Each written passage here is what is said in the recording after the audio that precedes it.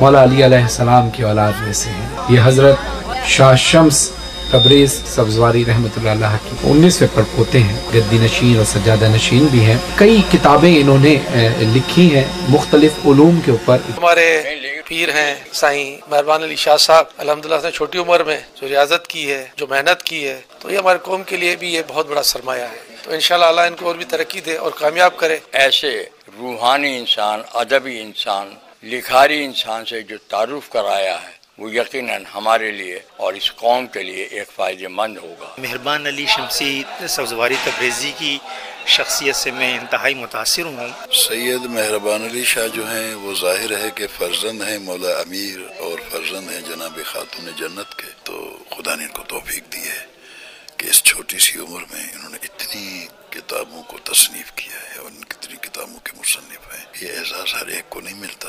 میں سمجھتا ہوں کہ